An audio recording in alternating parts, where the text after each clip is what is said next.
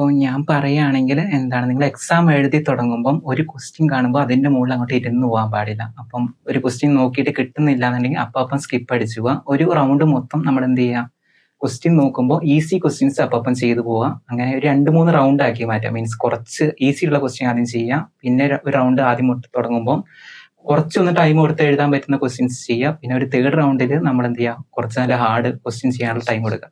അപ്പോൾ നിങ്ങൾക്ക് ടൈമിലൊരു കൺട്രോൾ കിട്ടും. മറ്റേത് ടൈം തീരെ കൺട്രോൾ ചെയ്യാൻ പറ്റില്ല അങ്ങനെ ഓർഡറിൽ തന്നെ പോകുമ്പോൾ. അപ്പം ഇങ്ങനെ 2, 3 റൗണ്ട് ആയിട്ട് ചെയ്യുമ്പോൾ കുറച്ചും കൂടി നല്ലതായിരിക്കും. പിന്നെ കെമിസ്ട്രി ഒക്കെ പഠിക്കുമ്പോൾ, ഞാൻ കെമിസ്ട്രീന്റെ കാര്യം പറയുന്നത് എന്താണെന്ന് വെച്ചാൽ കെമിസ്ട്രി ആയതുകൊണ്ട് ഓക്കെ. അപ്പം കെമിസ്ട്രി പഠിക്കുമ്പം ഈ ഓർഗാനിക് ഒക്കെ നിങ്ങൾക്ക് ഭയങ്കര വൊളറ്റൈൽ ആയിട്ട് തോന്നും. മീൻസ് ഇന്ന് പഠിച്ചാൽ ചിലപ്പോൾ നാളെ തന്നെ മറന്നു പോകും. അത് ഓർഗാനിക് കെമിസ്ട്രീന്റെ ഒരു സ്വഭാവമാണ്. അത് പഠിപ്പിക്കുന്ന ആളുടെ അല്ലെങ്കിൽ കുട്ടീന്റെ ഒരു പ്രശ്നമല്ല.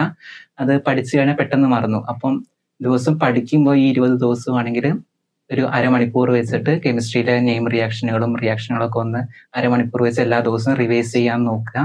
അപ്പോൾ അത് നല്ല ഹെൽപ്ഫുൾ ആയിരിക്കും. പിന്നെ പഠിക്കുമ്പം വേണമെങ്കിൽ ചാപ്റ്റേഴ്സിന്റെ ഒക്കെ ഒരു ചാപ്റ്റർ ഒരു 1 പേജ് ഷോർട്ട് നോട്ടൊക്കെ എഴുതിയൊക്കെയാണെങ്കിൽ എക്സാമിന് തലേന്ന് നോക്കാൻ ഭയങ്കര ഹെൽപ്ഫുൾ ആയിരിക്കും.